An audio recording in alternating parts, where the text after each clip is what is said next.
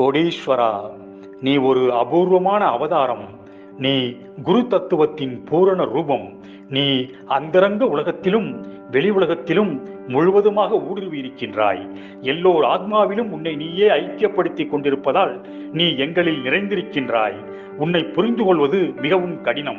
யாராவது ஒருவர் ஏதாவது ஒரு சிறிய சித்தியை செய்து காட்டிவிட்டால் அவரை உடனே நாம் குருவாக ஏற்றுக்கொண்டு விடுகின்றோம். யாராவது சிறிய அளவில் பிரசங்கம் செய்துவிட்டால் அவரை நாம் உடனே குருவாக ஏற்றுக்கொண்டு விடுகின்றோம். கடைசியில் ஏமாற்றம் அடைகின்றோம். நமது நம்பிக்கை தகர்க்கப்படுகின்றது. போலி குருக்களால் ஏமாற்றப்பட்டு பிறகு உண்மையான குருவையை தாழ்வாக நினைக்கின்றோம். கோடீஸ்வரா, நீ உண்மையானவன், பூரணமானவன், எளிமையானவன், நேர்மையானவன், அன்பானவன். உன்னுடைய பக்தர்களின் நல்வாழ்க்கை ஒன்றையே நாடுபவன். நீ அவர்களது பணத்தை அபகரிப்பவன் அல்ல.